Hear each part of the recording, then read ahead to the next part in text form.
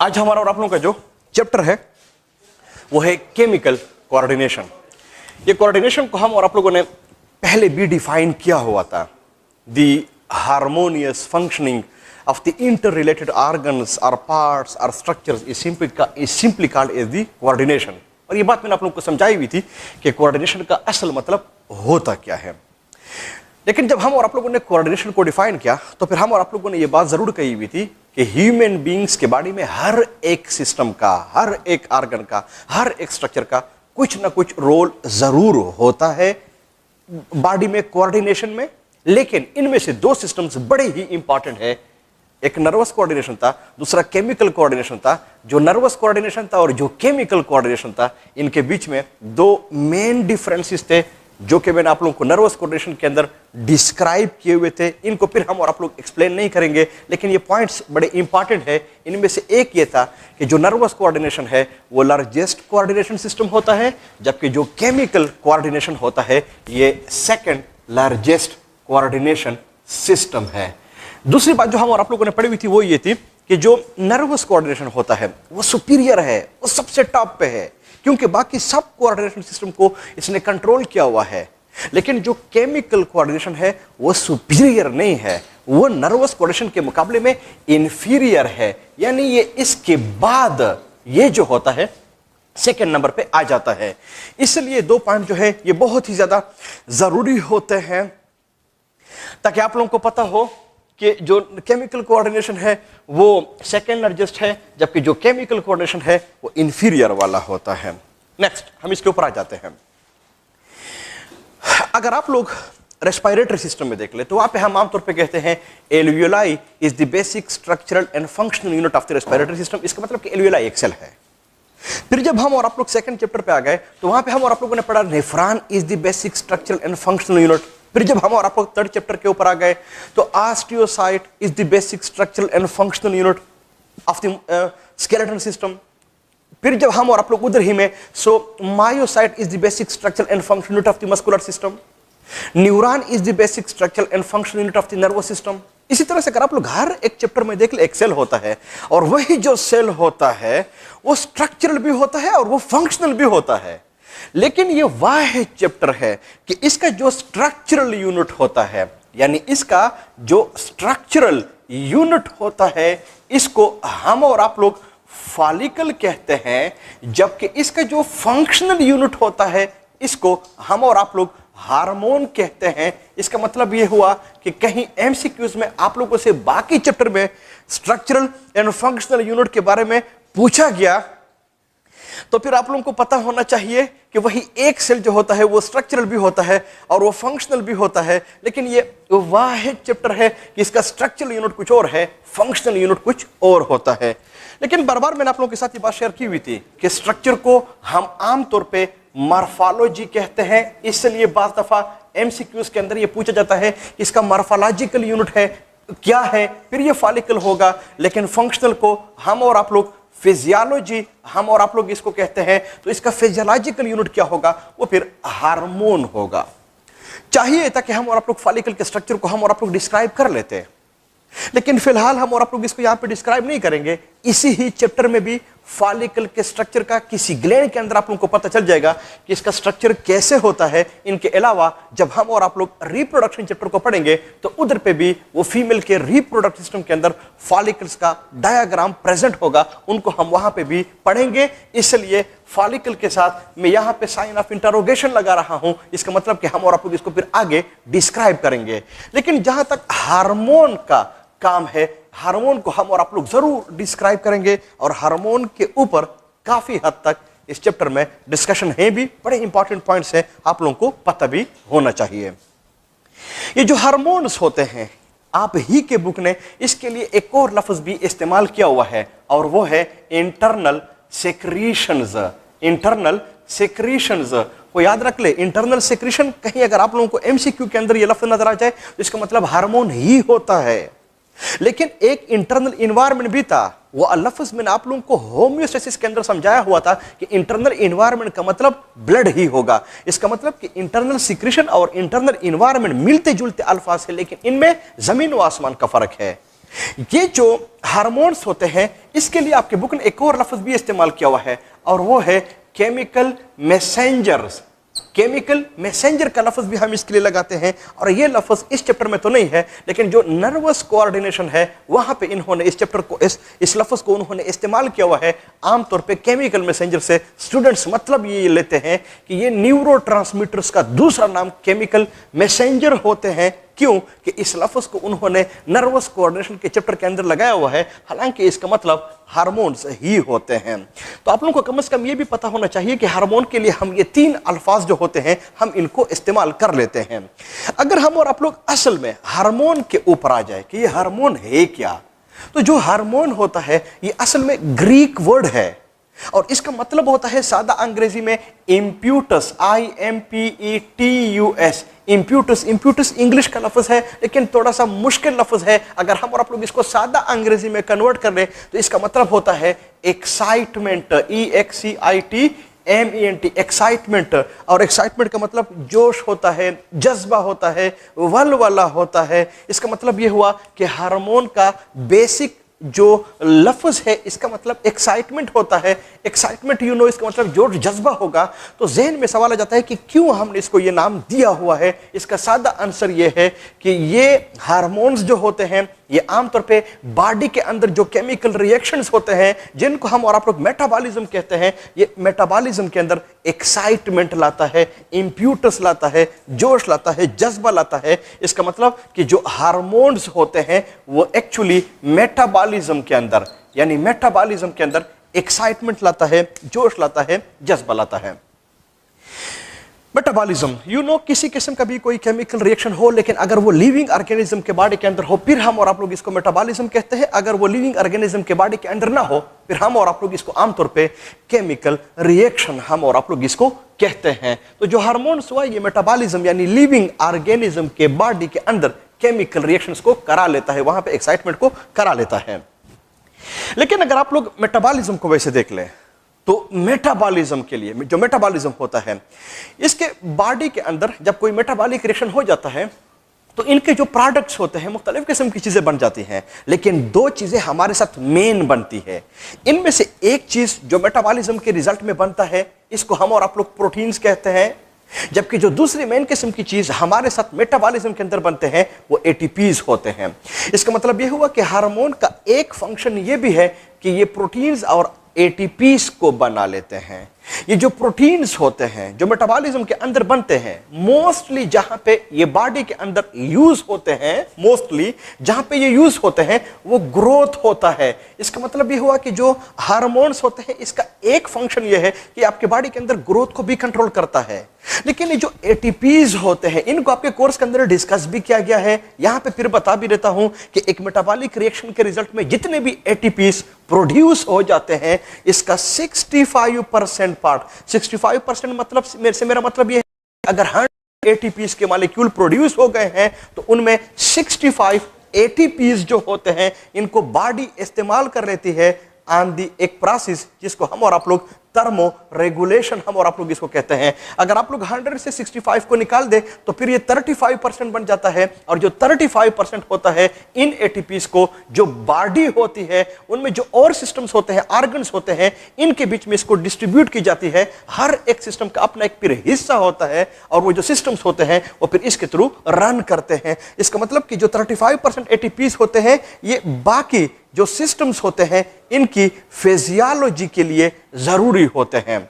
अब अगर आप लोग अंदाजा लगा दें कि ह्यूमन बीइंग्स के बॉडी में जो बहुत ज्यादा एटीपीज होते हैं इनको हम और आप लोग थर्मो रेगुलेशन के लिए हम और आप लोग इसको इस्तेमाल कर लेते हैं, तब जाके हम और आप लोग कह सकते हैं कि जो हार्मोन्स होते हैं इसका बेसिक फंक्शन यह है कि ये मेटाबॉलिज्म है, इनमें से एक ग्रोथ है, इनमें से एक टेम्परेचर को रेगुलेट करना है, इनके अलावा बाकी जो सिस्टम्स होते हैं इनको भी रन करने के लिए रिस्पॉन्सिबल होते हैं। अब अगर आप लोग थोड़ा सोचे तो फिर आप लोगों को पता चल जाएगा कि अगर हार्मोन प्रोड्यूस नहीं हुए तो फिर आपके बॉडी के अंदर मेटाबॉलिज्म नहीं होगा।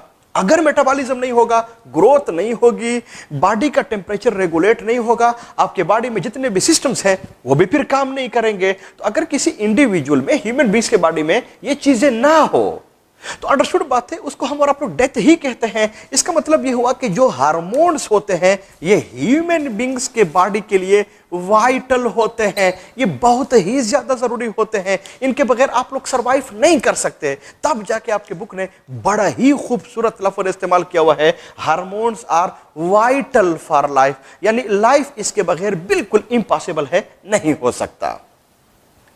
तब जाके जब हम और आप लोग हार्मोन को पढ़ेंगे तो पता चल जाएगा कि जो हार्मोन्स होते हैं वो ग्रोथ को भी कंट्रोल करता है। इसलिए अगर किसी ह्यूमन बींग्स के बॉडी के अंदर हार्मोन के लेवल में मसला आ जाए तो इनके बॉडी में ये जो वेट होता है, ग्रोथ होता है, इनमें भी मसला आ जाते हैं। और आजकल आमतौर पर आप लोगों ने ये लफ्ज सुना भी होगा कि इसका हार्मोनल प्रॉब्लम है, यानी जब हार्मोनल प्रॉब्लम हो जाए तो बॉडी में जो ग्रोथ वगैरह होते हैं इनमें भी मसला आ जाते हैं। यही हार्मोन्स होते हैं, कोर्स ने डिस्कस भी किए हुए हैं, जो कि जिस तरह के थायरॉक्सिन वगैरह है जो बॉडी के अंदर टेंपरेचर वगैरह को भी रेगुलेट करते हैं। इनके अलावा और भी हार्मोन्स हैं जिनको हम और आप लोग पढ़ेंगे जो ह्यूमन बींग्स के बॉडी के अंदर फिजियोलॉजी को भी कंट्रोल करते हैं। लेकिन जो हार्मोन्स होते हैं, अगर हम और आप लोग कहीं इसकी केमिस्ट्री देख ले तो ये जो हार्मोन्स होते हैं ये होते बेसिकली प्रोटीन है, यानी जितने भी हार्मोन्स होते हैं मोस्टली ये प्रोटीन होते हैं। पर सिर्फ ये प्रोटीन नहीं होते, ये स्पेसिफिक इन फंक्शन भी होते हैं। इसका मतलब ये हुआ कि ये है भी प्रोटीन पर ये स्पेसिफिक इन फंक्शन भी है। लेकिन अगर मैं इन दो अल्फाज को इस्तेमाल कर लूं तो ऑटोमेटिकली आपका जो जहन होता है वो एंजाइम की तरफ भी चला जाता है। ये जो एंजाइम्स होते हैं इनके बारे में भी हम कहते हैं कि ये सारे के सारे प्रोटीन इन नेचर होते हैं, ये सारे के सारे स्पेसिफिक इन फंक्शन होते हैं। तो ये बात तो फिर एंजाइम के अंदर भी है। तो फिर जहन में सवाल आ जाता है कि आखिर इस एंजाइम और इस प्रोटीन इसमें फिर बेसिक डिफरेंस क्या है। आप लोगों को मैं समझा देता हूं कि क्या होता है। फॉर एग्जांपल कोई केमिकल रिएक्शन है, फॉर एग्जांपल कोई मेटाबॉलिक रिएक्शन है जो कि बॉडी के अंदर हो रहा है। अगर आप लोग इसके अंदर एंजाइम को डाल दें, एंजाइम आप लोग इसके अंदर डाल दें, तो जो एंजाइम होता है इनके बारे में हम एक लफ्ज इस्तेमाल करते हैं, it speed up the chemical reaction, it speed up the metabolic reaction. Speed up से मेरा मतलब ये एक्सेलरेट कर लेता है, यानी ये कैटलिस्ट का काम करता है। तो फॉर एग्जांपल अगर कोई केमिकल रिएक्शन है वो डाइजेस्टिव सिस्टम के स्टमक के अंदर उसने होना है, तो अगर आप लोग उस स्टमक से उन केमिकल जो इनके रिएक्टेंट्स होते हैं इनको आप लोग निकाल दें और आप लोग उन रिएक्टेंट्स को फॉर एग्जांपल दे रहा हूं, कान के अंदर आप इसको डाल दें, आईज के अंदर आप इसको डाल दें और साथ में आप लोग एंजाइम को भी डाल दें, तो एंजाइम इस चीज को नहीं देखेगा कि जो केमिकल रिएक्शन है क्या इसको स्टमक के अंदर ही होना चाहिए। नहीं, अगर आपने आईज या ईयर के अंदर या किसी और जगह पे भी आप लोगों ने डाला, वो जो एंजाइम होगा उस केमिकल रिएक्शन को दरज लगा देगा, इसको करा देगा। कैटलिस्ट का काम करता है, स्पीड अप करा देगा, वो करा देगा।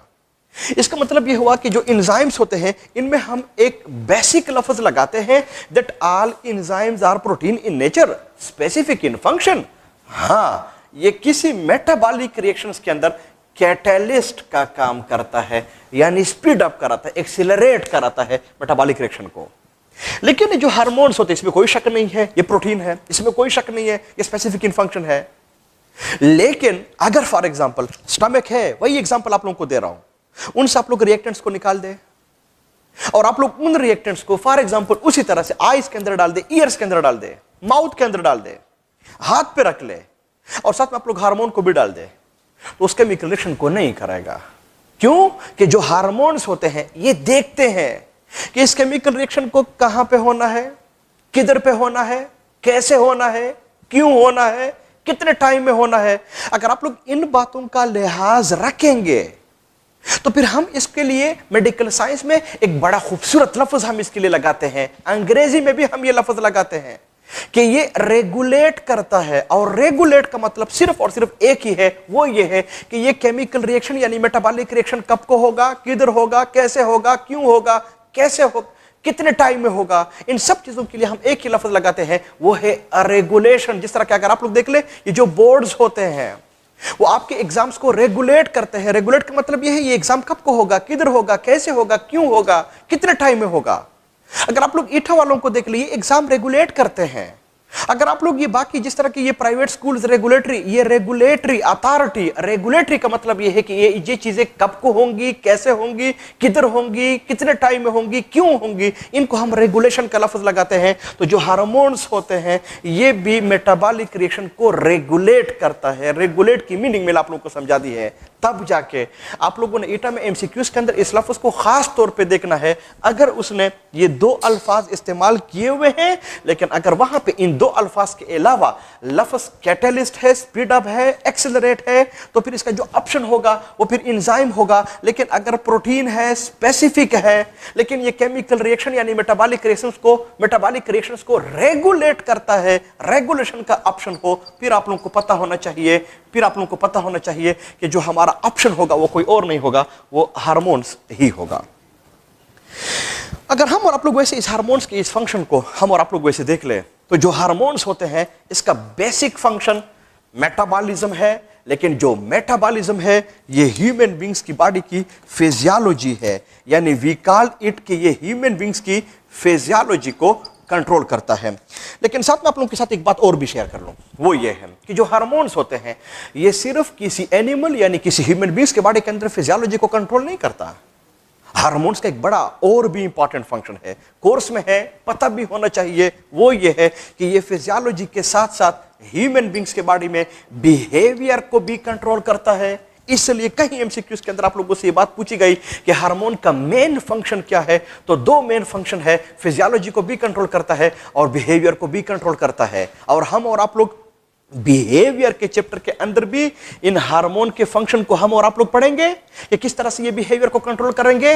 रिप्रोडक्शन चैप्टर में भी हम और आप लोग इन हार्मोन्स के फंक्शन को कंट्रोल करेंगे कि फीमेल्स के अंदर पर्टिकुलरली जो मंथली साइकिल्स होते हैं, मेंस्ट्रुअल साइकिल्स होते हैं, इनमें कैसे वहां पे पर मंथ इसके बिहेवियर में भी फिर ये चेंजेस वगैरह आ जाते हैं। सिर्फ मैंने आप लोगों को इशारा दे दिया है, उधर पे हम और आप लोग उन हार्मोन्स को और उनकी डिटेल को हम और आप लोग पढ़ेंगे। लेकिन कम से कम आपके ज़हन में ये बात होनी चाहिए कि जो हार्मोन्स होते हैं ये बिहेवियर को भी कंट्रोल करते हैं। ये जो हार्मोन्स होते हैं, जो कि मैं आप लोगों के साथ ये बात शेयर कर रहा हूं कि ये इन चीजों को भी ये कंट्रोल करते हैं। नेक्स्ट पॉइंट ये है कि जितने भी एनिमल्स होते हैं इनको हम आमतौर पे दो ग्रुप में क्लासिफाई करते हैं, प्रोकैरियोट्स हैं, यूकैरियोट्स हैं। तो याद रख लें, ये जो हार्मोन्स होते हैं ये प्रोकैरियोट्स में इनकी सीक्रेशन नहीं होती, यानी प्रोकैरियोट्स के अंदर हार्मोन का कॉन्सेप्ट है ही नहीं, वहां पे होते ही नहीं है। अगर है तो फिर ये यूकैरियोट्स के अंदर होते हैं। तब जाके मैं ओब्लिक इस तरह से लिखवा रहा हूं कि ये यूकैरियोट्स के अंदर जो है ये फिर प्रेजेंट होते हैं। लेकिन इससे पहले हम और आप लोगों ने एक बात डिस्कस कर ली है, वो ये है कि यूकैरियोट्स के अंदर तो हार्मोन्स प्रेजेंट है, और हार्मोन का अगर आप लोग फंक्शन देख ले तो वो तो फिजियोलॉजी है, वो तो बिहेवियर है। लेकिन अगर आप लोग यूकैरियोट्स के अलावा प्रोकैरियोट्स को देख ले तो प्रोकैरियोट्स के अंदर फिजियोलॉजी भी है, बिहेवियर भी है। तो फिर तो जहन में सवाल आ जाता है कि अगर प्रोकैरियोट्स के अंदर हार्मोन्स नहीं है, लेकिन उधर पे जो हार्मोन है वो इन दो मेन पॉइंट्स को, इन दो मेन फंक्शन को कंट्रोल करता है, तो प्रोकैरियोट्स में भी अगर आप लोग देख ले वहां पे फिजियोलॉजी भी है, वहां पे बिहेवियर भी होता है। तो फिर जहन में सवाल आ जाता है कि आखिर फिर प्रोकैरियोट्स के अंदर इसका रिप्लेसमेंट क्या है, वहां पे क्या प्रेजेंट होता है। इसका सादा आंसर आप लोगों को बता रहा हूं कि अगर आप लोग प्रैक्टिकल लाइफ में भी देख ले, कुछ लोग होते हैं जिनकी फेस की रीडिंग किसी से मिलती जुलती है, तो फिर हम ऐसे नहीं कहते कि जो फला है वो फॉर एग्जाम्पल वो उसका नाम आप ले कि ये वो है, नहीं, इस तरह हम नहीं कहते। वो फिर हम कहते हैं कि जो फला बंदा है या बंदी है ये उसकी तरह या उसकी तरह है, यानी वो नहीं है, उसकी तरह है। इसी तरह से जो प्रोकैरियोट्स होते हैं इनमें हार्मोन्स नहीं होते, लेकिन हार्मोन की तरह कुछ केमिकल्स वहां पे प्रेजेंट होते हैं। वो हार्मोन्स नहीं होते, बार बार बता रहा हूं, वो हार्मोन्स की तरह कोई चीज होती है। और अगर हार्मोन की तरह कोई चीज हो तो फिर इसका जो फंक्शन होता है वो भी हार्मोन की तरह होता है। तो इस hormones, internal secretion, chemical messenger, ये अल्फाज हम इस्तेमाल करते हैं लेकिन यूकैरियोट्स में। लेकिन चूंकि प्रोकैरियोट्स में इसकी तरह कोई चीज प्रेजेंट है तो प्रोकैरियोट्स में हम इसका के लिए हम कोई और लफ्ज लगा लेते हैं और इनको हम फिर कहते हैं सिग्नलिंग मॉलिक्यूल्स। इसलिए आप लोग नोट्स वगैरह में भी, एमसीक्यूज के अंदर भी आप लोगों ने एहतियात करना है। अगर सिग्नलिंग मॉलिक्यूल का लफ्ज उसने इस्तेमाल किया तो फिर इसका मतलब यह हुआ कि ये प्रोकैरियोट्स के अंदर बात हो रही है, ये यूकैरियोट्स के अंदर इसकी जो बात है वो नहीं हो रही है। इसका मतलब ये हुआ कि जो हार्मोन्स होते हैं ये प्रोकैरियोट्स में और यूकैरियोट्स में, इनमें भी थोड़ा सा फर्क जो है ये जरूर प्रेजेंट होता है। ये जो हार्मोन्स होते हैं ये आमतौर पे बॉडी के लिए यूजफुल होते हैं, यानी इतने हार्मफुल होते नहीं हैं। तो इनको बनाने के लिए भी कोई चीज तो प्रेजेंट होगी, कोई ऑर्गन होगा, कोई टिश्यू होगा, कोई सिस्टम होगा जो कि इन हार्मोन्स को बना दे। तो उन ऑर्गन्स को हम फिर कहते हैं ग्लैंड्स। इन ऑर्गन्स को, शाबाश, इनको हम फिर कहते हैं ग्लैंड्स। तो वो ऑर्गन, वो टिश्यू, वो सिस्टम, जो भी कोई चीज है जो कि हार्मोन्स को आपके बॉडी के अंदर बनाते हैं, उनको हम आप लोग ग्लैंड्स कहते हैं। लेकिन याद रख ले कि जो हार्मोन्स है वो आपके बॉडी के लिए है यूजफुल, हार्मफुल है नहीं। तो इसका मतलब ये हुआ कि अगर ये यूजफुल है, हार्मफुल नहीं है, तो फिर मेडिकल साइंस में ये दो अल्फाज मैंने आप लोगों को समझाए हुए थे कि एक लफ्ज इस्तेमाल होता है एक्सक्रीशन का, दूसरा लफ्ज इस्तेमाल होता है सिक्रीशन का।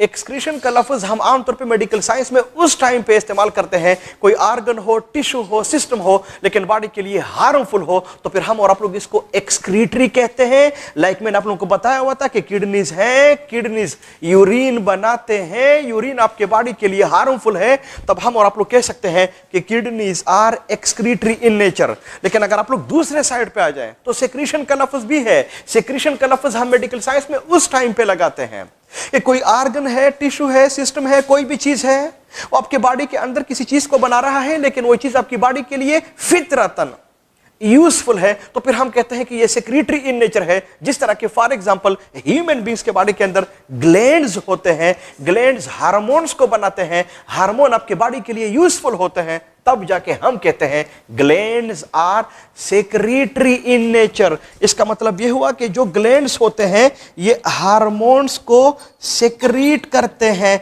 कहीं आप लोगों ने इसके लिए लफ्ज एक्सक्रीशन का इस्तेमाल नहीं करना है। हां, हम पढ़ेंगे बाज़ दफा इसकी सिक्रीशन ओवर या कम हो जाती है तो फिर मसले क्रिएट करेंगे, लेकिन मैं नॉर्मली बात कर रहा हूं। नॉर्मली हार्मोन आपके बॉडी के लिए हार्मफुल नहीं होते, ये यूजफुल होते हैं। ये जो ग्लैंड्स होते हैं जो हार्मोन्स को सिक्रीट करते हैं, इसमें कोई शक नहीं है। कहते हैं कि ह्यूमन बींग्स के बॉडी के अंदर 20 से भी ज्यादा मुख्तलिफ किस्म के ग्लैंड्स जो हैं ये ह्यूमन बींग्स के बॉडी के अंदर प्रेजेंट होते हैं, यानी 20 से भी ज्यादा हैं ये ग्लैंड्स हमारे बॉडी के अंदर प्रेजेंट होते हैं।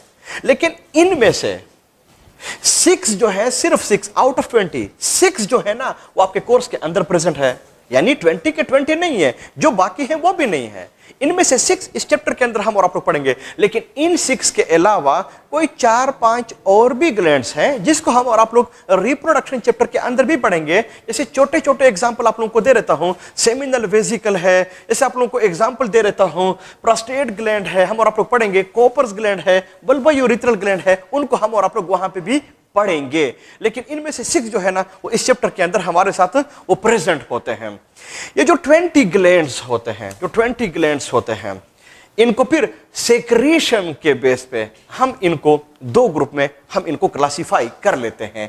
इनमें से कुछ ग्लैंड्स ऐसे होते हैं जिनको हम कहते हैं कि ये एक्सोक्राइन ग्लैंड है, जबकि कुछ ऐसे होते हैं जिनको हम कहते हैं कि ये एंडोक्राइन ग्लैंड होते हैं। ये जो एक्सो है इसका मतलब एक्सटर्नल है, जो क्राइन है इसका मतलब सीक्रेशन होगा। सो एक्सोक्राइन ग्लैंड, हम उन ग्लैंड्स को कहते हैं कि कोई ग्लैंड हो उनकी जो सीक्रेशन है जिसको हम और आप लोग कहते हैं हार्मोन, वो प्रेजेंट हो।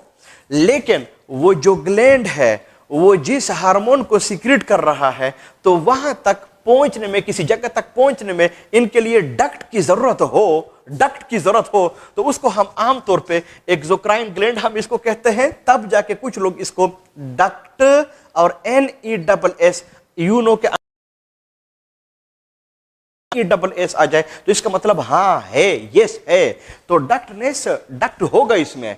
लेकिन जो एंडोक्राइन ग्लैंड होते हैं, endo means internal, crine mean secretion, so internal secretion, इसका मतलब यह है कि अगर कोई ग्लैंड है उसने किसी हार्मोन को सीक्रेट किया और वो जो हार्मोन है किसी जगह तक पहुंचने के लिए डक्ट का इस्तेमाल नहीं करता, ट्यूब का इस्तेमाल नहीं करता, बल्कि किसी तीसरी चीज के थ्रू, ख्वाह वो ब्लड हो, ख्वाह कोई और सिस्टम हो, तीसरे तरीके से वहां तक पहुंच जाए, तो फिर हम और आप लोग इसको कहते हैं एंडोक्राइन ग्लैंड्स। लेकिन चूंकि एंडोक्राइन में डक्ट नहीं होता इसलिए कुछ लोग इसको डक्टलेस ग्लैंड्स भी हम इसको कहते हैं। तो एक्सोक्राइन का दूसरा नाम डक्टनेस है, जबकि एंडोक्राइन का दूसरा नाम डक्टलेस है। ये अल्फाज आप लोग मजीद जाऊं, एक पॉइंट आप लोगों को और बता देता हूं, फिर हम और आप लोग इसके ऊपर आएंगे, तब जाके आप लोगों का ये कॉन्सेप्ट भी जो है ये भी क्लियर हो जाएगा। फॉर एग्जांपल, हमारे साथ कोई ग्लैंड है, उस ग्लैंड ने किसी हार्मोन को सीक्रेट किया, तो वह हार्मोन किसी जगह पे तो पहुंचेगा ना। जैसे फॉर एग्जांपल वो जो जगह है जहां पे ये पहुंच रहा है, जहां पे ये अपना फंक्शन परफॉर्म कर रहा है, that may be a cell, that may be a tissue, that may be an organ, that may be a system, कोई भी चीज हो सकता है, that may be another gland, कोई भी चीज हो सकती है। तो इसका मतलब यह हुआ कि कोई ग्लैंड किसी हार्मोन को सीक्रेट कर ले तो उस हार्मोन किसी और चीज को भी कंट्रोल तो करेगा। तो उस चीज को हम फिर केमिकल कोऑर्डिनेशन यानी हार्मोन की लैंग्वेज में हम उसको कहते हैं कि इसका टारगेट है। इसके लिए हम एक खास लफ्ज लगाते हैं कि ये टारगेट है इसका। इसका मतलब यह हुआ कि हर एक हार्मोन का एक टारगेट भी होता है। अगर वो टारगेट सेल है तो फिर हम उस टारगेट को कहेंगे टारगेट सेल। अगर टिश्यू है टारगेट टिश्यू, अगर ऑर्गन है टारगेट ऑर्गन, अगर सिस्टम है टारगेट सिस्टम। तो ये हर एक चीज का अपना हर एक हार्मोन का अपना एक टारगेट होता है। जो टारगेट है वही नाम हम और आप लोग इसको देंगे। तो ये जो ग्लैंड्स होते हैं, जो बता रहा हूं, जो 20 है, 6 हम डिस्कस करेंगे। 2 ग्रुप में हम और आप लोगों ने इसको क्लासिफाई किया, और हर एक हार्मोन का अपना एक टारगेट भी है। जो टारगेट है 12 बता रहा हूं, वो इसका नाम भी होगा। तो आपके कोर्स में ये जो एक्सोक्राइन है और एंडोक्राइन है, इसकी इस डिफिनेशन के अलावा कि डक्ट है या डक्ट नहीं है, इसके अलावा भी आपके कोर्स के अंदर एक इसकी डिस्क्रिप्शन है, एक 2 लाइंस में है। बड़ा इंपॉर्टेंट है इस साल के लिए। आप लोगों को असल में पता चल जाएगा कि एक्सोक्राइन और एंडोक्राइन हम ग्लैंड किसको कहते हैं। ये एक्सोक्राइन ग्लैंड हम उन ग्लैंड्स को कहते हैं, जैसे फॉर एग्जांपल हमारे साथ यहां पे कोई ग्लैंड है, उससे कोई डक्ट निकला हुआ है, और वो जो डक्ट है इसका यहां पे कोई सेल है, टिश्यू है, ऑर्गन है, सिस्टम है, ये उसकी तरफ आ रहा है। छोटी सी एग्जांपल से आप लोगों को समझा देता हूं। फॉर एग्जांपल हमारे साथ यहां पे कोई पानी का नलका है, उस पानी के नल को आप लोग कंसीडर कर ले कि ये हमारे साथ कोई ग्लैंड है, उस ग्लैंड से पानी जा रहा है, उस पानी को आप लोग कंसीडर कर ले कि इसका हार्मोन है, इसका प्रोडक्ट है, हार्मोन है। वो रबड़ के पाइप के थ्रू आप इसको, उस रबड़ के पाइप आप लोग कंसीडर कर ले कि इसका डक्ट है, उसके थ्रू आप लोग इसको पहुंचा रहे हैं किसी टारगेट, किसी प्लांट को। तो ग्लैंड हुआ नलका, पानी इसकी सिक्रीशन, पाइप इसका डक्ट, टारगेट जो है वो प्लांट है। तो ग्लैंड तो है ना, टारगेट तो है ना, सिक्रीशन तो है ना, लेकिन बीच में डक्ट है ना, तो फिर हम इसको एक्सोक्राइन कहेंगे। लेकिन हो सकता है कि पानी का नलका है, वो पानी का नलका है, नलका ग्लैंड, पानी उसकी सिक्रीशन, लेकिन बीच में वो पाइप नहीं है, डक्ट नहीं है। उधर टारगेट तक, प्लांट तक वो पानी कैसे जा रहा है? जमीन के थ्रू, खेत के थ्रू, कोई तीसरा तरीका है। तो फिर हम और आप लोग कहेंगे कि ये जो पानी का जो नलका है, जो ग्लैंड है, ये एक्सोक्राइन नहीं है, ये एंडोक्राइन है। इसमें डक्ट नहीं है, किसी तीसरे तरीके से उस टारगेट तक पहुंच रहा है। लेकिन आपके कोर्स में इस डक्ट और डक्ट के अलावा इसकी एक और डिफिनेशन भी है। वो क्या है? वो ये है कि अगर आप लोग वही पानी वाला, नलके वाला एग्जांपल ले ले एक्सोक्राइन में, तो पानी का नलका है, उसको आप लोग ग्लैंड कंसीडर कर ले, उसने पानी को सीक्रेट किया, यानी उसने हार्मोन को सीक्रेट किया।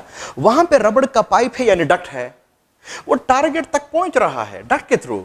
लेकिन अगर आप लोग डक्ट देख ले, वो डायरेक्ट उस टारगेट के ऊपर उस पानी को ले जा रहा है, उस हार्मोन को उस टारगेट के ऊपर ले जा रहा है, डायरेक्ट ले जा रहा है। तो आपके बुक ने जो एक्सोक्राइन होते हैं, इसकी डक्टनेस के अलावा इसकी एक और डिफिनेशन की हुई है। बड़ा खूबसूरत लफ्ज है कि एक्सोक्राइन ग्लैंड हम उन ग्लैंड्स को कहते हैं कि जिनकी जो सिक्रीशन होती है वो टारगेट के ऊपर डायरेक्ट लगता है।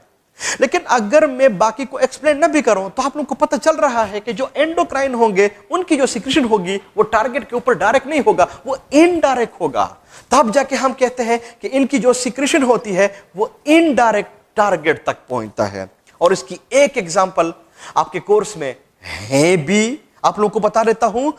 तो मुझे जहां तक शक पड़ रहा है वो ये है कि हरगिज़ आप लोगों से इस तरह की बातें नहीं पूछी जा सकती कि डक्ट लेस जो ग्लैंड है या डक्ट वाले ग्लैंड है, इसको हम एक्सोक्राइन कहते हैं या एंडोक्राइन कहते हैं। ये 9-10 के पॉइंट्स हैं। जो एफएसी में है वो ये है कि आप लोगों से पूछा जाएगा कि फॉर एग्जांपल कोई ग्लैंड है, उसने नाम लिखा होगा, वो ग्लैंड हो सकता है आपके कोर्स के अंदर न भी हो, लेकिन उधर पे इसको लिखवा देगा कि अगर वो ग्लैंड है और वहां पे डक्ट है,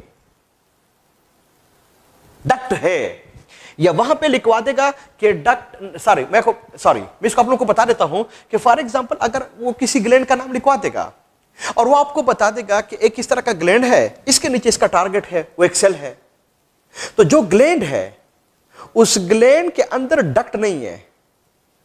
अगर डक्ट नहीं है तो फिर तो आपका जहन ऑटोमेटिकली चला जाता है कि ये एंडोक्राइन होगा, लेकिन साथ में वो लिखवा देगा कि उसकी जो सीक्रेशन है वो टारगेट के ऊपर, किसी सेल का नाम उसने आप लोगों को दिया होगा, वो डायरेक्ट इसके ऊपर आ रहा है। तो अगर उसने डायरेक्ट का लफ्ज इस्तेमाल किया ना, अगरचे वहां पे डक्ट नहीं है, फिर भी आपका ऑप्शन जो होगा वो फिर एक्सोक्राइन होगा। और अगर आप लोग अपने बुक में भी देख ले, जो केमिकल कोऑर्डिनेशन है, इसके जो पहला पेज है, इसके ऊपर बाकायदा तौर पर इसने डायरेक्ट और इनडायरेक्ट के अल्फाज को इस्तेमाल किया हुआ है। और इसका एक एग्जाम्पल, वो जो गोबलेट सेल्स होते हैं, म्यूसिन को सीक्रेट करते हैं। फॉर यूर इंफॉर्मेशन उसने लिखा भी हुआ है कि जो गोबलेट सेल्स होते हैं ये डक्टलेस ग्लैंड है, इनमें डक्ट्स नहीं होते, लेकिन इनकी जो सीक्रेशन है म्यूसिन, वो टारगेट के ऊपर डायरेक्ट आता है, तब जाके जो गोबलेट सेल होगा वो एंडोक्राइन नहीं होगा, वो फिर एक्सोक्राइन ग्लैंड होगा। उम्मीद है मेरी बात आप लोगों को समझ आई होगी। ग्लैंड जो होते हैं 20 है, ज्यादा है, इनमें से मेजॉरिटी जो है वो एंडोक्राइन ग्लैंड से, यानी मेजॉरिटी इन आवर बॉडी जो ग्लैंड्स प्रेजेंट है वो एंडोक्राइन है। लेकिन आपके कोर्स में जो 6 है उनमें तो 5 यानी 5 ग्लैंड पूरे के पूरे एंडोक्राइन है। एक ग्लैंड है जो आधा एंडोक्राइन है, आधा एक्सोक्राइन है, तो फिर मैं इसको लिख सकता हूं कि 5.5 जो है वो एंडोक्राइन है। कितने ग्लैंड बच गए? आधा ग्लैंड, हाफ ग्लैंड, तो जो हाफ ग्लैंड है 0.5 वो एक्सोक्राइन है। तो किन ग्लैंड्स की कंसंट्रेशन ह्यूमन बीइंग्स के बॉडी के अंदर ज्यादा है? वो कोई और नहीं है, वो एंडोक्राइन होते हैं।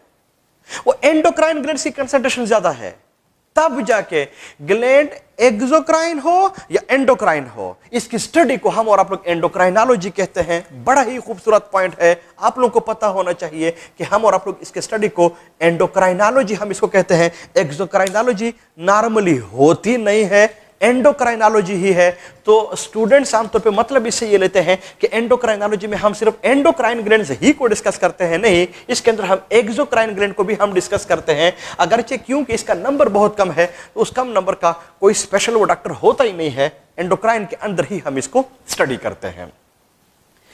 ये जो ग्लैंड्स होते हैं, शाबाश है, ये जो ग्लैंड्स होते हैं, ये जिस चीज को ये सीक्रेट करते हैं, बार बार बता रहा हूं कि ये हार्मोन्स ही होते हैं। हार्मोन्स जो होते हैं इसका टारगेट होगा।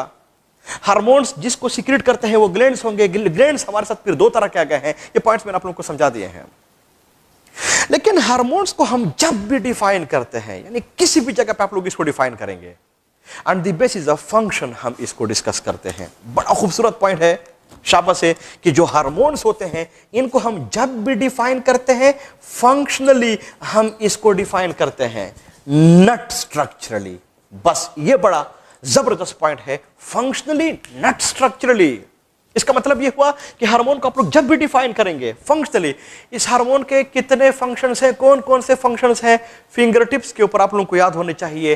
तब जाके ईटा में इसके ऊपर जो एमसीक्यूज भी आते हैं वो भी ऐसे आते हैं कि कोई फंक्शन दिया होगा, इनमें से ये किस हार्मोन का है, या कोई हार्मोन दिया जाएगा कि इनमें से जो फॉलोइंग फंक्शंस है, इनमें से इसका बेसिक फंक्शन क्या है।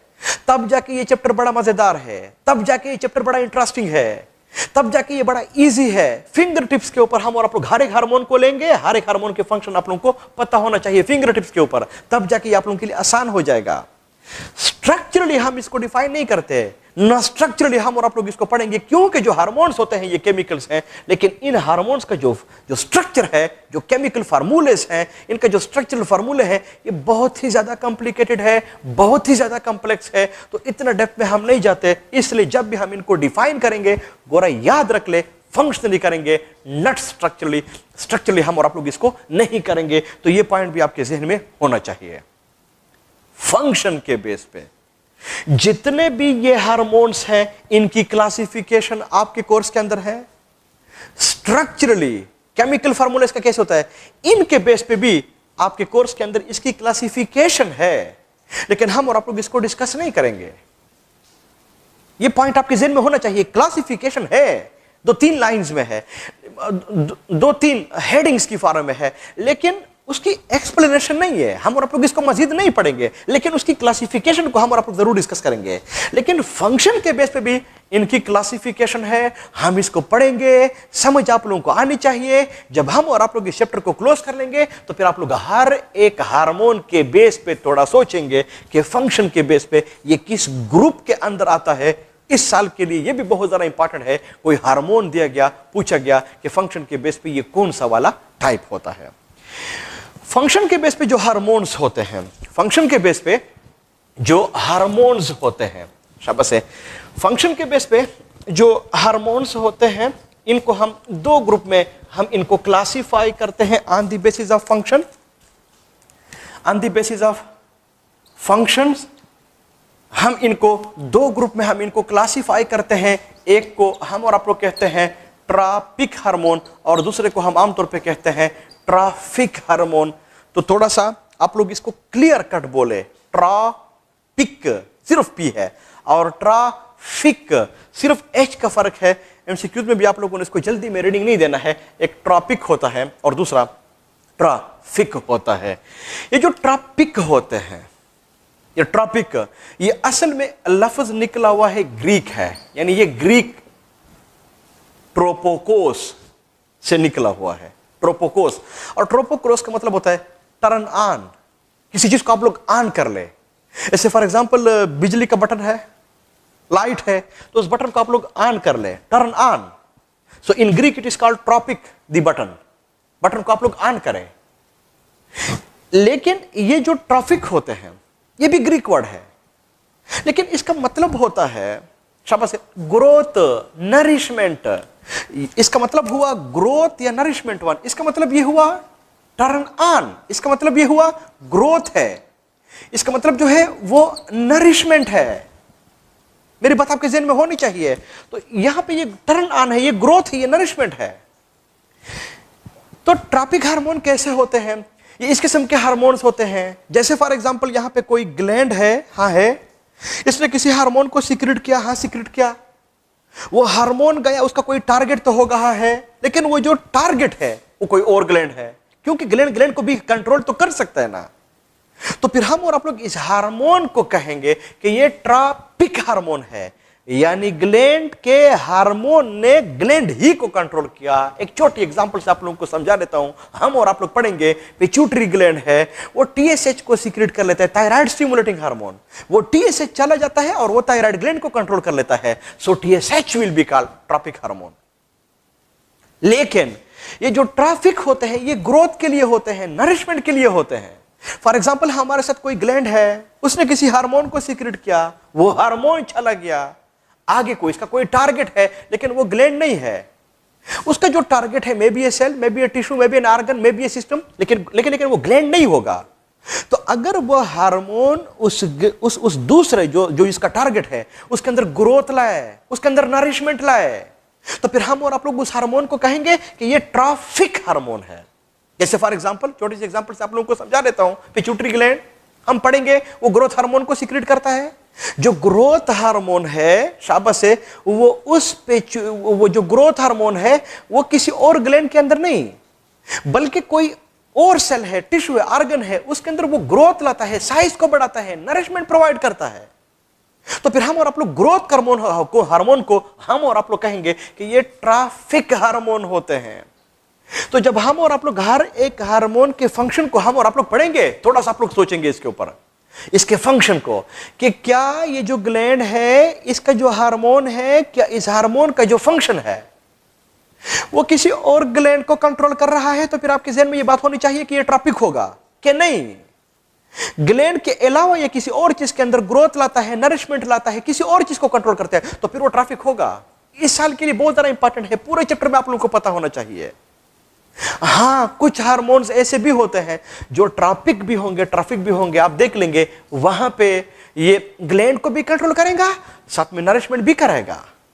तो ये पॉइंट्स आपके ज़हन में होने चाहिए। ये जो ट्रैफिक होते हैं, ये ट्रैफिक तो नहीं होते ना, तो इसलिए कुछ बुक्स ट्रैफिक को नॉन ट्रैफिक हार्मोन भी लोग इसको कहते हैं, क्योंकि ये ट्रैफिक नहीं होते हैं। लेकिन जो ट्रैफिक होते हैं इसका दूसरा नाम नॉन ट्रैफिक हुआ।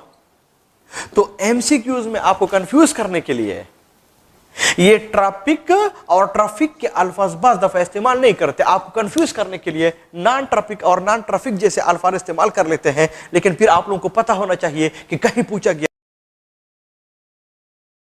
नॉन ट्रैफिक है, इसका मतलब कि वो ट्रैफिक है, लेकिन वो जो नॉन ट्रैफिक है इसका मतलब ये हुआ शाबाश है कि जो नॉन ट्रैफिक है वो एक्चुअली ट्रैफिक है। तो इतना भी आप लोगों को पता होना चाहिए कि ये क्या करते हैं और किस तरह से इन चीजों को ये कंट्रोल करते हैं। ये जो हार्मोन्स होते हैं, जो बार बार आप लोगों को बता रहा हूं कि हम और आप लोग ये फंक्शन के अलावा हम और आप लोग इनको स्ट्रक्चर के बेस पे भी हम और आप लोग इनको क्लासिफाई कर सकते हैं। तो स्ट्रक्चर के लिहाज से इनके 3 टाइप्स होते हैं, कोर्स में है। एक को हम और आप लोग स्टीरॉइड्स कहते हैं, दूसरे कोई एक अमाइनो एसिड है जिसका नाम टायरोसिन है, उनके डेरिवेटिव्स हैं, जबकि बाकी जो होते हैं वो पॉलीपेप्टाइड्स यानी पेप्टाइड्स यानी प्रोटीन इन नेचर होते हैं। हर एक के साथ 2-2, 3-3, 4-4 एग्जाम्पल उसने दिए हुए हैं। उन एग्जाम्पल्स को देख ले, शक पड़ रहा है, हो सकता है वहां से कोई एग्जाम्पल आप लोगों को दे दे और पूछे कि ये किस ग्रुप से, यानी केमिकल स्ट्रक्चर ये किस ग्रुप से ये बिलोंग करता है, स्टीरॉइड से करता है या अमाइनो एसिड टायरोसिन के डेरिवेटिव्स हैं, या फिर इनके अलावा ये कोई पॉलीपेप्टाइड्स होते हैं। तो यही इनके बारे में इंपॉर्टेंट पॉइंट्स हैं। बाकी कोई खास बात हार्मोन्स की अंदर है नहीं, लेकिन जितने भी पॉइंट्स मैंने आप लोगों को समझा दिए हैं इन सारे के सारे आपको पता भी होना चाहिए। ओके जी, ओके, ये जो कुछ हम और आप लोगों ने पढ़ा, ये केमिकल कोऑर्डिनेशन में जितने भी पॉइंट्स मैंने आप लोगों को समझा दिए हैं, तकरीबन कोर्स के अंदर इन्होंने इनडायरेक्ट लिखे हुए हैं, डायरेक्ट नहीं है इस तरह के अल्फाज, कुछ डायरेक्ट अल्फाज भी लिखे हुए हैं, लेकिन मैंने इन सब को कलेक्ट किया हुआ है। बेस ये है कि पॉइंट्स आपके ज़हन में होने चाहिए। ग्लैंड्स हम पढ़ेंगे 1 बाय 1, हर एक का तरीकाकार क्या है, हर एक आप लोगों को कैसे समझ आएगा, वही फिर आप लोगों को मैं बता देता हूं। Thank you very much.